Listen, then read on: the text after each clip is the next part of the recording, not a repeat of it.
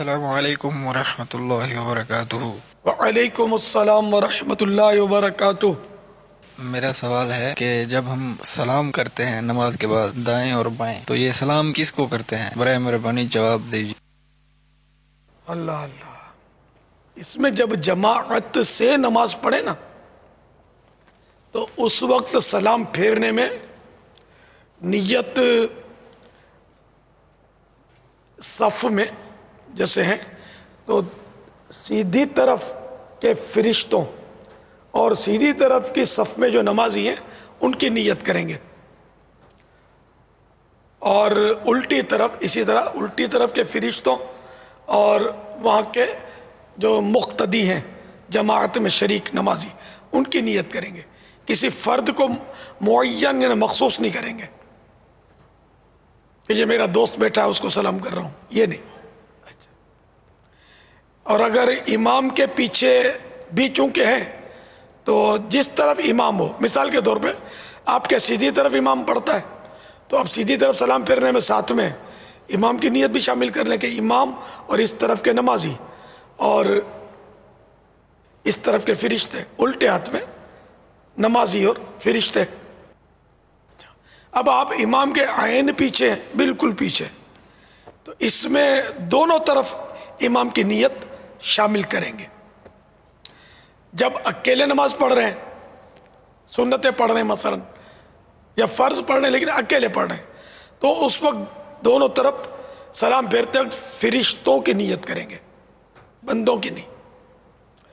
اور امام جو ہے وہ دونوں طرف سلام پھیرنے میں اپنے مقتدیوں کی سیدھی طرف سیدھی جانب والے مقتدیوں اور فرشتوں کی، اور الٹی طرف الٹی جانب کے فرشتوں اور مقتدیوں کی نیت کرے گا۔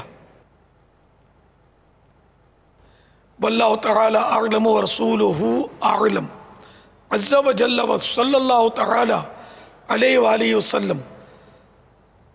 صلو علی الحبیب صلی اللہ تعالی علی محمد۔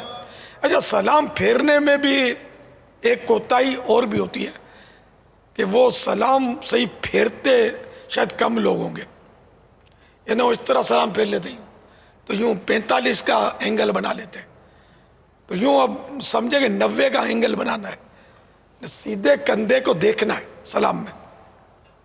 جب سیدھے کندھے کو دیکھیں گے نا تو یہ آٹومیٹک 90 کا اینگل بھی بن جائے گا، خالی یوں نہیں، یوں کر لیا یوں کر لیا۔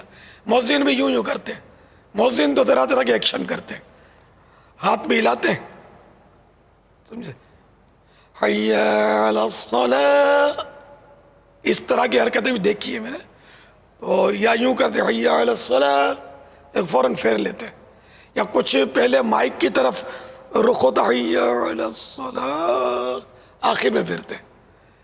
تو دراصل وہ حی علی الصلاۃ اور حی علی الفلاح، دائیں بائیں مڑنے کا جو اصل علت ہے، جو سبب ہے نا، وہ یہ ہے کہ پہلے تو مائک ہوتے نہیں تھے، تو سیدھی طرف کے لوگوں کو آواز پہنچانے کے لیے وہ سیدھی طرف دیکھنا ہوتا تھا اور الٹی طرف۔ اب مائک میں یہ ضرورت تو باقی نہیں رہی اس طرح کی، لیکن چونکہ یہ منصوص ہے، یہ اس پر نص ہے اور احادیث میں یہ طریقے آئے ہوئے ہیں، ہاں، تو اس لیے اس کو باقی رکھا جائے گا، اپنی عقل سے اجتہاد نہیں کیا جائے گا کہ اب چونکہ ضرورت نہیں ہے، اب مائک ہے تو اب دائیں بائیں دیکھنے کی کیا ضرورت ہے، اس کو دیکھیں گے، ٹھیک ہے نا۔ تو اس لیے وہ پہلے مناروں پہ اذان دی جاتی تھی اونچی جگہ پر کہ لوگوں تک دور دور تک آواز پہنچے، اور مؤذن ہو جہیر الصوت، یعنی کہ بلند آواز والا، ایسا گلانا پڑے گا اس کو تکلیف ہو، بس وہ فطری طور پر بلند آواز ہوتی ہے آوازوں کی، جس کو بولتے ہیں آج کل کہ یار اس کا ساؤنڈ بہت بڑا ہے، بلند آواز ہو۔ لیکن خیر اب تو یہ صفت کیا، بہت ساری صفات مؤذن کی کون دیکھتا ہے، اذان ہی دینا نہیں آتی، ایسے بے شمار مؤذن ہوتے ہیں۔ تو بہرحال یہ کہ دائیں طرف تو پورا دائیں طرف دیکھے، اور منارے میں اذان دیتے وقت اگر یہ کھڑکی بنی ہو، طاق یعنی کہ سمجھو سوراخ بنا ہو، تو اس میں یوں منہ نکال کے ادھر کا حی علی الصلاح، ادھر حی علی الفلاح، منہ نکال کر. تو اب چونکہ مناروں پر اذانیں نہیں دی جا رہی، کہیں دی بھی جا رہی ہوں گی، مائک پر ہی دی جا رہی ہیں، لیکن گھومیں گے پورا چہرہ بالکل گھما دیں گے، سینہ نہیں ہے. 7 مہینے پورے اور رائٹ ٹرن ہو گئے، صرف سر گھمانا ہے، سینہ قبلہ روح رکھنا ہے.